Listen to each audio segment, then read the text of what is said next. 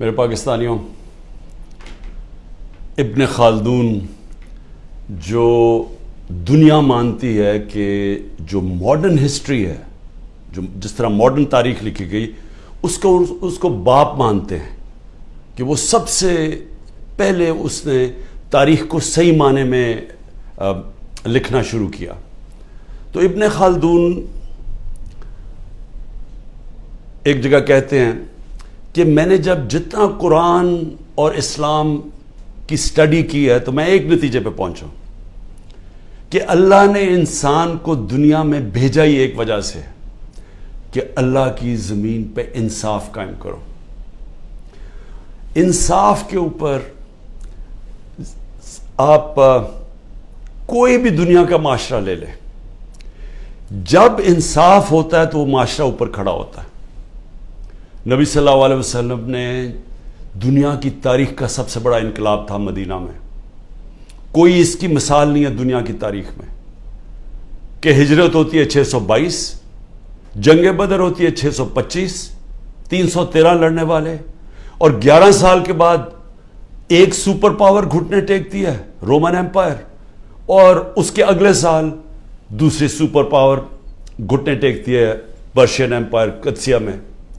یہ تو تاریخ کا حصہ ہے، لیکن یہ تو کوئی مطالعہ کرے کہ یہ کیا ہوا تھا کہ وہ ایک لوگوں کی کوئی حیثیت نہیں تھی، انہوں نے دنیا کی امامت کی، اور کئی صدیوں تک بنیاد انصاف پہ رکھی گئی تھی، عدل اور انصاف، اس کے اوپر وہ معاشرہ کھڑا ہوا تھا۔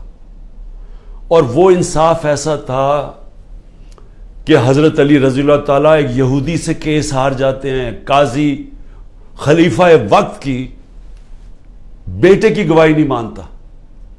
وہ انصاف ایسا تھا جب نبی صلی اللہ علیہ وسلم نے کہا میری بیٹی بھی اگر چوری کرے گی تو اس کو سزا ملے گی، کوئی قانون سے اوپر نہیں ہے، اور جو معاشرے طاقتور کو قانون سے اوپر رکھتے ہیں ان کی حدیث ہے وہ تباہ ہو جاتے ہیں۔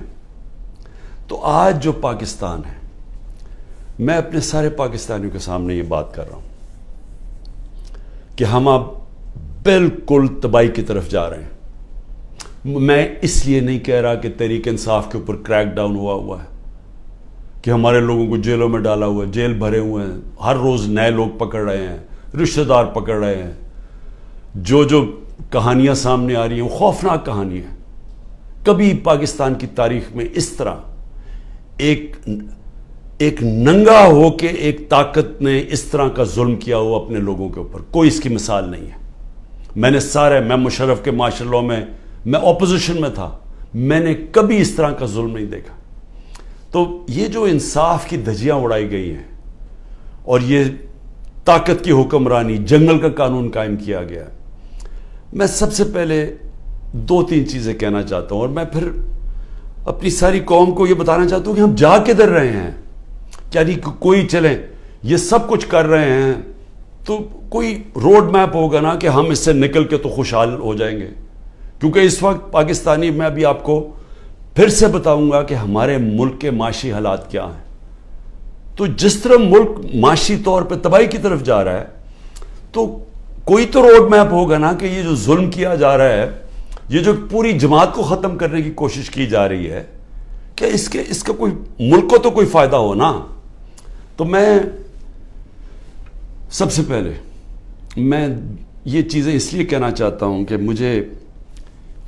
میں یہ کبھی یہ سوچتا نہیں تھا کہ میرے ملک میں اس طرح کی چیزیں ہوں گی۔ جیسی بھی حکومتیں آئی ہیں، ایوب خان کا مارشل لاء آیا، ضیاء الحق کا آیا، سنا بڑا پیپلز پارٹی پہ سخت مارشل لاء تھا، لیکن جو پیپلز پارٹی کے معراج محمد خان تھے وہ مجھے بتاتے تھے، کیونکہ وہ ہماری جماعت میں ایک وقت پہ ہم نے ان کو سیکرٹری جنرل بنایا تھا، تو وہ مجھے بتایا کرتے تھے کہ ضیاء الحق کے زمانے میں کیا تھا، اور مشرف کا میں آپ کو خود بتا دیا، کبھی اس طرح کا ظلم نہیں ہوا۔ سب سے پہلے تو خواتین کے اوپر کبھی ایسا ظلم نہیں ہوا، کبھی چادر اور چار دیواری کو اس طرح بے شرمی سے، یعنی کبھی اس کو انہوں نے چادر اور چار دیواری کا جو احترام ہوتا ہے اس کو تباہ نہیں کیا گیا۔ عورتوں کے اوپر ہی میں کبھی اپنی زندگی میں نے نہیں دیکھا کہ ہمارے ملک میں عورتوں سے یہ برتاؤ کیا جو کیا جا رہا ہے آج، صرف اس لیے کہ وہ وہ یہی نہیں تحریک انصاف کی کوئی ممبرز ہوں یا کوئی آفس بیرر ہو، جو ٹویٹ بھی کرتی ہیں، جو حمایتی بھی ہیں، جو ووٹر بھی ہیں، ان کا بھی پتہ چلتا ہے، ان کو پکڑ لیتے ہیں۔ تو ایک اسلم اقبال نے ایک لیٹر لکھا ہے، یہ جو سی سی پی او ہے اور یہ آئی جی ہے اور یہ جو چیف منسٹر ہے اس وقت پنجاب کا، یہ پڑھنے والا ہے، میں نے اس کو آج ٹویٹ بھی کیا ہے۔ اس نے بتایا کہ اس کے سارے گھر کے اوپر کیسا ظلم ہو رہا ہے، اس کی 80 سالہ والدہ کی بھی پرواہ نہیں کی گئی، وہ آکسیجن کے اوپر ہے، ادھر گھس گئے، اس سے بدتمیزی کی، کیونکہ اسلم اقبال چھپے ہوئے ہیں۔ ان کے بھائیوں سے کیا کیا، کاروبار سے کیا کیا، کاروبار بند کر دیے، بھائیوں کے گھروں میں چلے گئے، ایک بھائی کا جو باہر سے کوئی اس کا بیٹا آیا ہوا تھا، اس کو جا کے الیکٹرک شاک لگائے، اس کا بازو نہیں کام کر رہا، وہ دبئی میں علاج کروا رہا ہے۔ یعنی سارے خاندان کو، ان کی بزنس کو جس طرح انہوں نے صرف اس لیے کہ میاں اسلم کسی طرح نکل کے اور کہہ دے کہ میں 9 مئی کے خلاف ہوں اور میں فوج کے ساتھ ہوں اور میں پی ٹی آئی چھوڑا ہوں، اس کے لیے یہ سارا کچھ کیا جا رہا ہے۔ حماد اظہر کے میاں اظہر ایک پاکستان کی سیاست، پنجاب کی سیاست میں ایک وہ عزت دار نام ہے جس کی سب اس کے مخالف بھی تعریف کرتے ہیں۔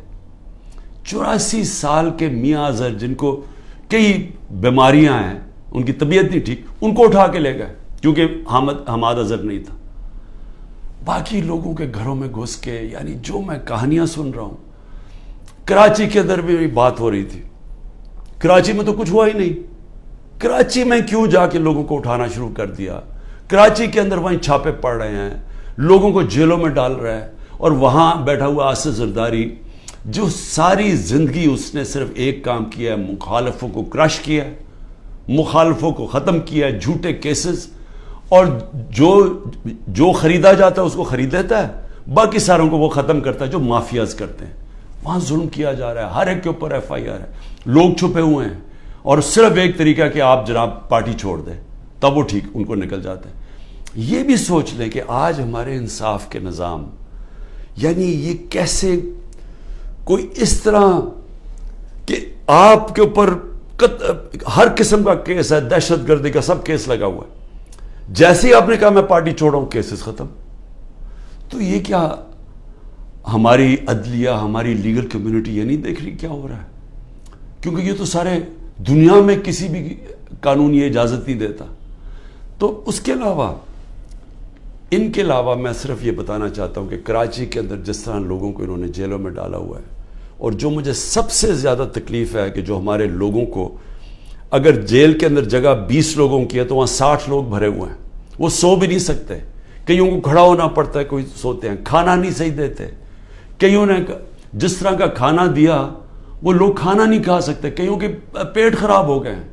یعنی ان کنڈیشنز کے اندر سیاسی ورکرز کو رکھا ہوا ہے، جو سب سے شرمناک بات ہے، کیونکہ کوئی مجرم نہیں ہے یہاں، اتنے بڑے مجرم جنہوں نے اربوں روپے کا اس ملک کو نقصان کر کے پھر منی لانڈرنگ کر کے ملک سے پیسہ باہر بھیجا ہوا ہے، کیا ان کی ایسی ٹریٹمنٹ کسی کی تھی؟ کیسز تو پرانے بنے ہوئے تھے، کیا کسی کو ایسے رکھا گیا تھا؟ تو یہ سارا پلان بنا ہوا ہے صرف ایک پارٹی کو ختم کرنے کے لیے۔ تو یہ پارٹی کو ختم کرتے کرتے کیا یہ جو اس وقت طاقت میں بیٹھے ہوئے ہیں ان کو اندازہ ہے کہ یہ پاکستان سے کیا کر رہے ہیں؟ کیونکہ ملک، دنیا میں ملک کھڑا ہوتا ہے رول آف لا پہ، جس وقت اس ملک کا رول آف لا ختم ہوتا ہے اس کو بنانا ریپبلک کہتے ہیں۔ ہمارا ملک اب بنانا ریپبلک ہے، جدھر کوئی قانون نہیں ہے، جدھر کمزور کو کوئی طاقتور سے اس وقت تحفظ دینے والا نہیں ہے۔ میں تو صرف سلام کرتا ہوں ان ججز کو کہ وہ سارے پریشر کے باوجود آج وہ پھر بھی کھڑے ہیں، لیکن پوری طرح پریشر ڈالا ہوا ہے ججز کے اوپر۔ اور میں پھر سے بتاؤں کہ اس طرح کا کوئی نیچے نہیں گرتا، ان کی فائلیں بنائی ہوئی ہیں، کوئی ہر بلیک میل کرنے کے لیے کہ جی آپ کی ہمیں، بچوں پہ آ گئے ہیں، گھروں پہ آ گئے ہیں، خواتین کے اوپر آ گئے ہیں۔ میں نے ایک بتایا بھی کہ ایک ہمارے ممبر نے چھوڑی پارٹی تو اس نے کہا جی میں یہ برداشت نہیں کر سکتا، اب تک تو میری بزنس پہ تھا، اب میرے گھر پہ پہنچ گئے، ہماری عورتوں پہ پہنچ گئے، میں نہیں برداشت کر سکتا۔ تو اس لیول کے اوپر اس وقت اس ملک میں ظلم ہو رہا ہے۔ میں صرف یہ بتا دوں کہ یہ جو کلیکٹو پنشمنٹ ہے، یعنی آپ ایک فرد کو پکڑنے جا رہے ہیں، اس نے کوئی جرم بھی کیا ہو، تو کوئی دنیا کا قانون اجازت نہیں دیتا کہ جو باقی اس کے رشتہ داروں کو اٹھا لیں۔ یہ کلیکٹو پنشمنٹ آج کل کے دور میں صرف ایک ملک میں ہے، اسرائیل میں، اور وہ کس سے کرتے ہیں؟ وہ فلسطینیوں سے کرتے ہیں، اپنے لوگوں سے نہیں کرتے ہیں، اسرائیلیوں سے نہیں کرتے، وہ فلسطینیوں سے یہ کرتے ہیں۔ یہ ہٹلر کے جب نازی جرمنی، جب دنیا کا سیاہ ترین دور تھا، یہ تب وہ گسٹاپو اٹھایا کرتی تھی لوگوں کو کلیکٹو پنشمنٹ میں، کہ جو بھی اگر وہ نہیں ملا، ایک جس کو پکڑنے گئے تو گھر والوں کو پکڑ لیتے تھے۔ یہ سٹالن کا جو بڑی سخت ڈکٹیٹرشپ تھی سوویت یونین کی، یہ سٹالن کی ڈکٹیٹرشپ کے اندر اس طرح کی چیزیں ہوتی تھیں۔ یہ صرف چائنا میں ایک دور میں ہوا تھا، ان کے کلچرل ریولوشن کے اندر۔ یہ ہوتا ہی نہیں ہے ایسے۔ یہ کوئی دنیا کا انصاف کا نظام کلیکٹو پنشمنٹ کی اجازت نہیں دیتا، جو آج پاکستان سے ہو رہی ہے۔ لیکن یہ اب ہو کیا رہا ہے؟ ایک پارٹی کو ختم کرتے ہوئے کہ جی عمران خان کے اوپر کانٹا ڈال دیا، تحریک انصاف کو جیتنے نہیں دینا الیکشن تب ہوں گے جب تحریک انصاف ختم ہو جائے گی، جو کرنے کی کوشش ہو رہی ہے۔ تو میں سوال پوچھتا ہوں کہ اس کے بعد کیا ہوگا؟ میری صرف جو طاقت میں بیٹھے ان سے سوال یہ ہے کہ اس کے بعد کیا ہوگا؟ اگر یہ سارے کام کر کے ملک کے قانون اور عدلیہ کی ساری کریڈیبلٹی ختم کر کے، انصاف کا نظام ختم کر کے، الیکشن کمیشن کی کریڈیبلٹی تو پہلے ہی ختم ہوئی تھی، اس کو جو استعمال کر رہے ہیں صرف ایک پارٹی کو ختم کرنے کے لیے، ایف آئی اے، وہ جس کو پکڑنا تھا، جس کے 16 ارب روپے کے پرائم منسٹر یہ شہباز شریف کے کیسز تھے، وہ تو ختم ہو گئے ہیں، لیکن تحریک انصاف کو ختم کرنے کے لیے وہ ایف آئی اے لگی ہوئی ہے، کوئی کریڈیبلٹی نہیں ہے۔ نیب کو صرف ایک مقصد سے لگایا ہوا ہے، کچھ ڈھونڈو اس کے اوپر، عمران خان کے اوپر، لوگوں کے اوپر، تاکہ کسی طرح ان کو ختم کیا جائے اور باقیوں کو کہو کہ پارٹی چھوڑ دیں۔ ان اداروں کی ساری کریڈیبلٹی ختم ہو چکی ہے۔ میڈیا نے بھی، اور جس طرح عدلیہ نے، یہ ایک پروسیس تھا، ایک جدوجہد کر کے ایک وکلا موومنٹ شروع ہوئی تھی 2007 میں، جس کی جدوجہد میں عدلیہ آزاد ہوئی تھی، اور لوگوں کو اعتماد تھا کہ اگر حکومت ہمارے پہ ظلم کرے گی تو عدلیہ کھڑی ہے راستے میں۔ وہ ختم ہوا ہے، اس کو سارا دن بدن اس کو ختم کرتے جا رہے ہیں کہ لوگوں کا اعتماد ہی اٹھ رہا ہے۔ ہماری پارٹی کا تو اعتماد ہی اٹھ گیا ہے کہ لوگوں کو نکلتے ہیں، جج آرڈر بھی کرتا ہے، کوئی سنتا ہی نہیں ہے جج کی۔ مجھے یہ بتائیں کہ میں نے آئین کو سامنے رکھتے ہوئے میں نے تب یہ فیصلہ کیا کہ ہم یہ پنجاب کی گورنمنٹ نہیں چلا سکتے، یہ گرانے کی کوشش کر رہے تھے، تو ہمارے پاس تو ایک کی میجورٹی سے گورنمنٹ ہماری بچی ہوئی تھی، ہم تو کام کر ہی نہیں سکتے تھے، سارا وقت کوشش ہو رہی تھی گورنمنٹ گرانے کے لیے، پیسہ چل رہا تھا، اوپر سے نامعلوم افراد پورا زور لگا رہے تھے گورنمنٹ گرانے کے لیے۔ تو ہم نے آئین کو سامنے رکھتے ہوئے الیکشن ڈیزالو کی اپنی گورنمنٹ، وہی ہم نے پختونخوا میں کی۔ وہاں پیسے نہیں دے رہے تھے، جو قبائلی علاقہ جو جوائن کیا تھا ان کے لیے فنڈز ہم نے زیادہ دیے ہوئے تھے، وہی بند کر دیے انہوں نے، ہیلتھ کارڈ کا پیسہ نہیں آ رہا تھا۔ تو جب ہم نے سوچا کہ ہم گورنمنٹ ہی نہیں چلا سکتے، ہم نے آئین کے مطابق، دنیا کی پارلیمنٹری ڈیموکریسی کی روایت کے مطابق، آئین کے مطابق ہم نے اپنی گورنمنٹ ڈیزالو کر دی۔ 90 دن میں الیکشن ہونا تھا، ہمیں تو کوئی الیکشن ہی نہیں ملا۔ یعنی اوپنلی آئین کی انہوں نے خلاف ورزی کی ہے، اور میں اپنے سپریم کورٹ سے اب انتظار کر رہا ہوں کہ یہ تو آپ کی اب کریڈیبلٹی ایٹ سٹیک ہے، سارے سپریم کورٹ کی کریڈیبلٹی سٹیک پہ ہے کہ اگر آپ آئین میں 90 دن میں الیکشن ہی نہیں اب کروا سکے تو مجھے بتائیں کیا چیز روک رہی ہے کہ انہوں نے اگر اکتوبر میں سوچا کہ جی ابھی تحریک انصاف ابھی بھی جیت سکتی ہے تو اکتوبر بھی نہ الیکشن کروائیں۔ یہ تو سارا پاکستان کا جس کے اوپر بیس ہوتی ہے، دیکھیں جمہوریت بیس ہوتی ہے آئین کے اوپر، آئین کے مطابق قانون بنتے ہیں، تو جب ایک دفعہ آئین کی ختم ہو گئی، سپریم کورٹ کی ورڈکٹس کی پرواہ نہیں ہوئی، تو وہ بن جاتی ہے بنانا ریپبلک، اور بنانا ریپبلک کا کوئی مستقبل نہیں ہوتا جو میں اب یہ آپ کو بتانے لگا ہوں معاشی طور پہ. اور پھر میڈیا، اور میڈیا کا بھی ایک 20 سال کا سفر تھا. اس سے پہلے تو میڈیا بند تھا. اس سے پہلے تو صرف جو الیکٹرانک میڈیا تھا وہ تو صرف پی ٹی وی تھی. تو جنرل مشرف، اس کو داد دیں ہم کہ وہ ایک ڈکٹیٹر ہوتے ہوئے اس نے میڈیا کھول دیا، کیونکہ جنرل مشرف کے ساتھ سپورٹ تھی. لوگ تنگ تھے ان دونوں پارٹی سے. ان کی کرپشن 2 دفعہ کرپشن میں گئی، لوگ تو تنگ تھے. تو لوگوں نے مشرف کو خوش آمدید اس کو ویلکم کیا. مشرف نے میڈیا کھول دیا، الیکٹرانک میڈیا. اور وہ پھر الیکٹرانک میڈیا نے شعور پیدا کیا پبلک کے اندر. میری پارٹی بنی کیونکہ مجھے موقع مل گیا الیکٹرانک میڈیا پہ جانے کے لیے، نہیں تو 2 پارٹی سسٹم ہے، تیسری پارٹی تو نہیں آتی. اب وہ سارا جو میڈیا کا ایک پورا ایک سفر طے کر کے یہاں پہنچے تھے وہ زیرو ہو گیا. ایک حکم ملا ہے کہ عمران خان کا آپ نے نام نہیں دکھانا، یعنی جو سب سے بڑی پولیٹیکل پارٹی ہے، جس لیڈر کے اوپر اس وقت سب سے زیادہ پبلک اوپینین میں سپورٹ ہے، اس کو غائب کر دیا. تو دکھانا کیا پھر میڈیا پہ؟ اور پھر صحافی چپ کر کے. یعنی میں آج دیکھنا چاہتا تھا کہ کتنے میں دم ہے. کیا واقعی آپ آزادی رائے اور آزادی میڈیا کے ساتھ کھڑے تھے، یا آپ کو کتنوں کو صرف یہ آزادی رائے کے پیچھے چھپ کے ایجنڈاز کے اوپر کام کر رہے تھے، اور مالکان کے جو ایجنڈاز ہیں ان کے اوپر کام کر رہے تھے، اور مالکان ان سے فائدہ اٹھاتے ہیں. ان کو اتنا فائدہ اس سے نہیں ہوتا جو چینل سے ملتا ہے، ان کو جو بزنسز میں فائدہ ہوتا ہے. تو کتنے صحافی تھے جو ان ایجنڈاز پہ چل رہے تھے.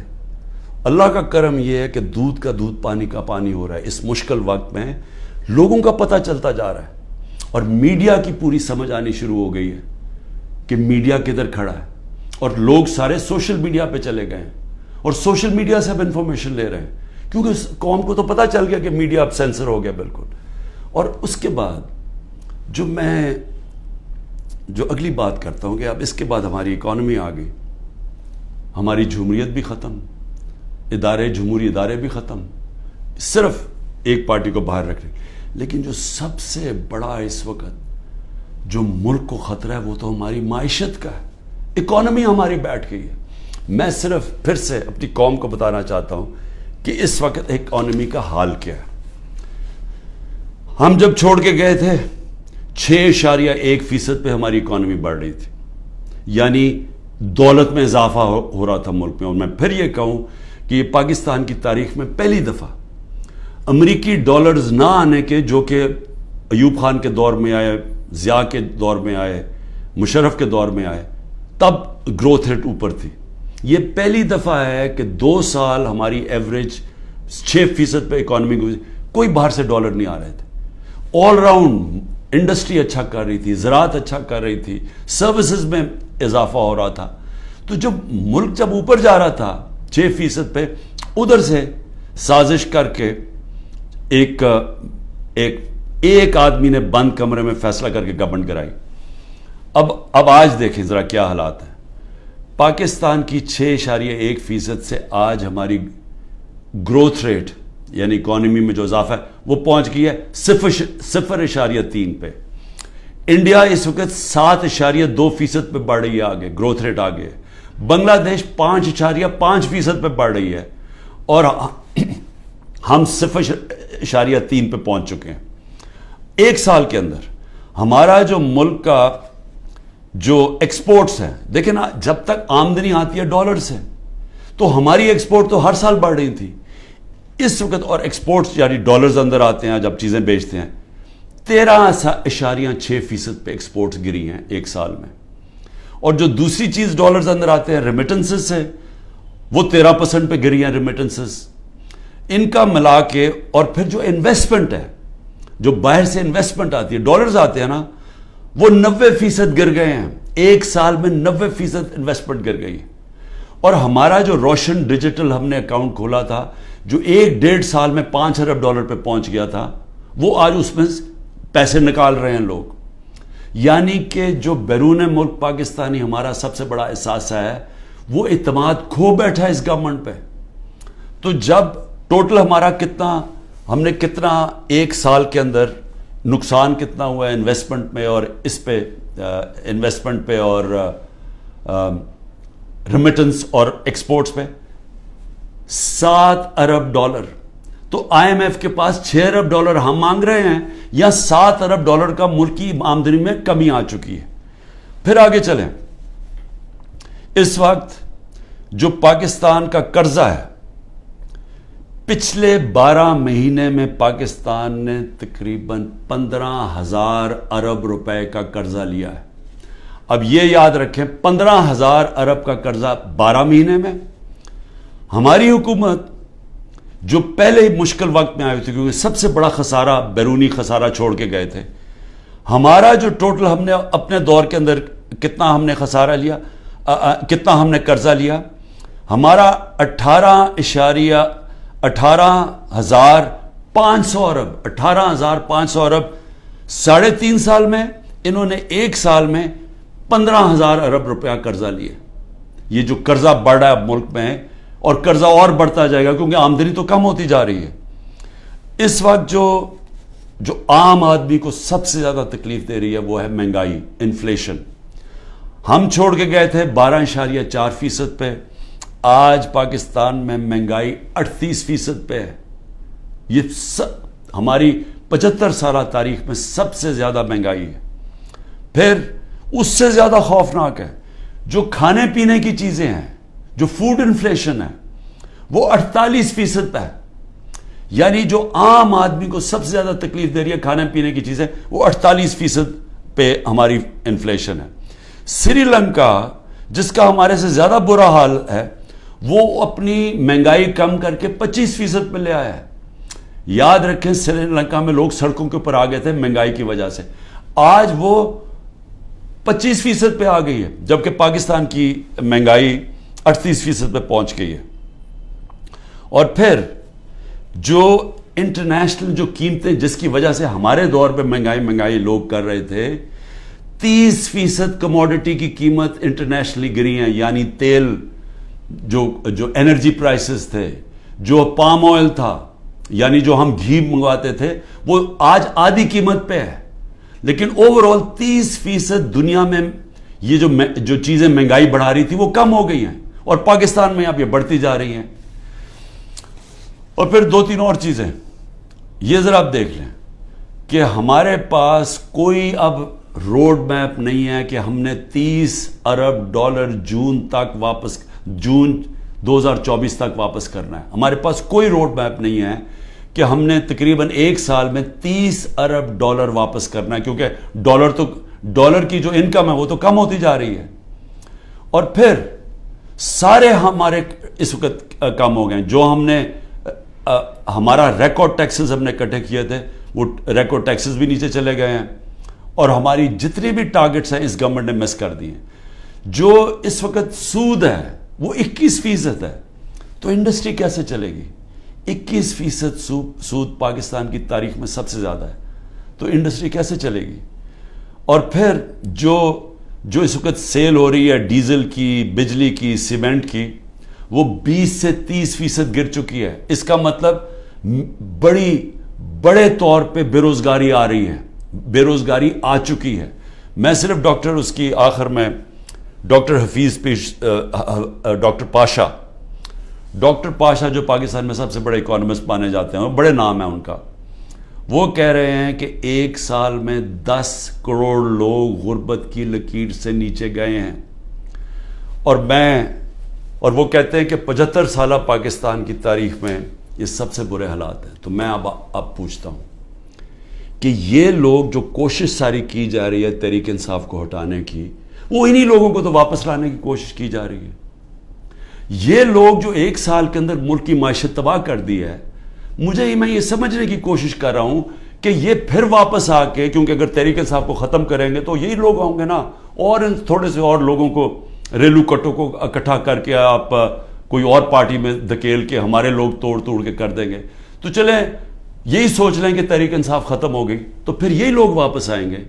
میرا سوال یہ ہے کہ یہ لوگ آ کے پھر کیا کریں گے کہ اگر انہوں نے 1 سال میں ہماری معیشت کا بیڑا غرق کر کے رکھ دیا ہے خود تو ان کو فرق ہی نہیں پڑا یاد رکھیں ان کے پیسے ملک سے باہر پڑے ہیں، ان کے ڈالروں میں پیسے باہر پڑے ہوئے ہیں.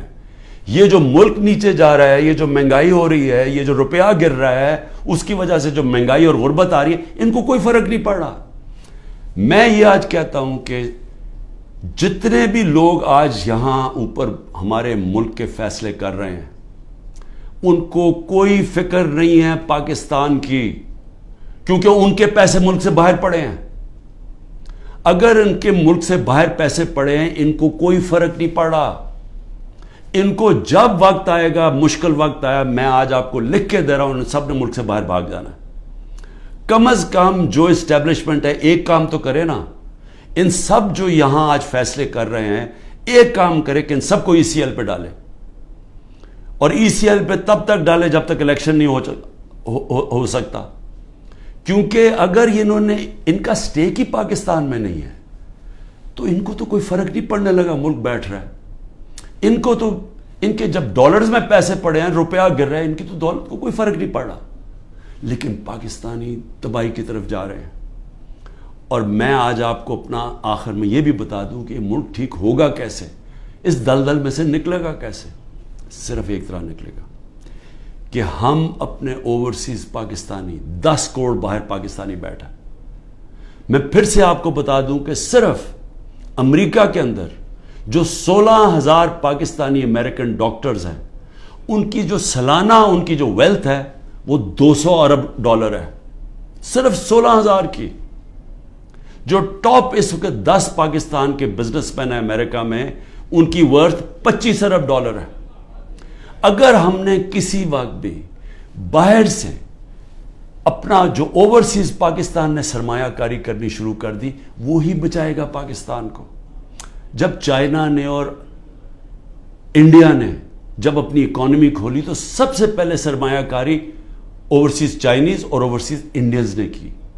ہماری بھی جو سرمایہ کاری اور فیوچر ہے وہ شارٹ ٹرم ہے اپنے اوورسیز پاکستانیز کے ہاتھ میں. وہ اوورسیز پاکستانی نہیں آئیں گے. یہ جو حرکتیں کی جا رہی ہیں وہ لوگ چھوڑ کے جا رہے ہیں. یہاں سے لوگ پیسہ باہر لے کے جا رہے ہیں. اس وقت جو ہمارے پروفیشنلز ہیں وہ چھوڑ کے جا رہے ہیں. قیمتی پروفیشنل جن کے اوپر سرمایہ کاری کر کے، ان کو ٹریننگ دے کے، جن کے پاس ہنر ہے، ان کے لیے تو دروازے کھلے ہیں دنیا کے. وہ تو کہیں بھی جا سکتے ہیں دنیا میں. وہ چھوڑ کے جا رہے ہیں، جب ہمارا سرمایہ ملک سے باہر جا رہا ہے، ڈالرز ملک سے باہر جا رہے ہیں، تو یہ ساری حرکتیں اور اس وجہ سے ہے کہ اوپر تو پہلے چور مسلط کر دیے.